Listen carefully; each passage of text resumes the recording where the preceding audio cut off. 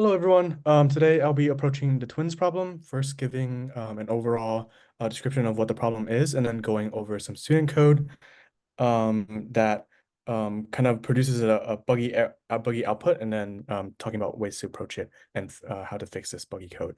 So first, the twins problem is something where, for example, you're given an input, let's say it's ABC, and you want to return a copy of the string, but instead now basically doubling every character. So for example, if your input is ABC, you would want to return something that is like a string that contains AA, BB, CC. So yeah, that's just the overall problem of the code, or like the function that you want to make. So right here we have some student code. Um, we're just gonna walk through and potentially look at what the output of the student code is and why it's buggy. So first, the student creates a separate new string, initializing an empty string, which is very good. Exactly what I would have done, because you want a copy string. You don't want to change the input that you're getting in place and returning the input again. Rather, you want something different. So initializing a new string is very good.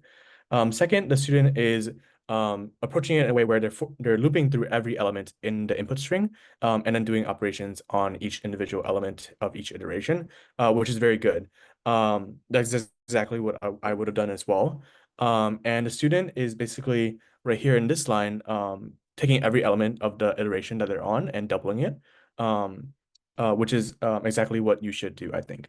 So for example, if you want to walk through the code that the student is doing, so student output, and we'll just take the input string of ABC as the example. For the first iteration, the lm would be A, so output would be equal to A. In the second one, your output would be equal, oh, sorry, A plus A, sorry.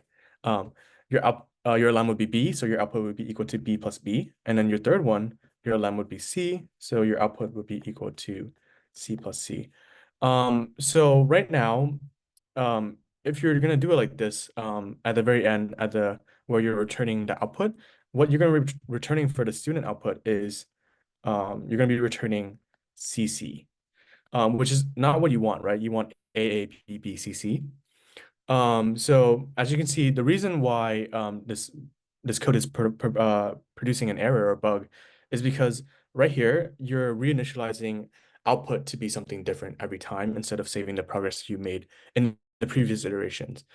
So for example, like you can see, like since the first iteration of the output is AA, but in the second iteration, like the AA is wiped out and replaced with BB.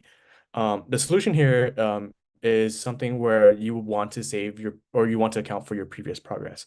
And you can do something where it's like output equals output plus lm plus lm. And here, the only change that you're making here is the additional output in the like the addition statement, right? This basically accounts for the previous iterations or the previous work that you have done and adding in the new work, and then reassigning that to the output, and that will keep track of everything that you want to keep track of. So now with the new one, um, so for first iteration, output would be equal to empty string plus A, double A. Second one would be equal to AA plus B. And then third one would be equal to AABB plus C, which is what you want, right? So yeah, really it was a really minor issue. You fixed it with just an additional kind of variable. But yeah, um, just making sure that in each iteration you're accounting for the previous work you've done and then adding it with the new operation that you're doing at each iteration of the for loop, and then returning the output. So yeah, that is the problem and how to fix the bug in the code. But yeah, perfect. Thanks.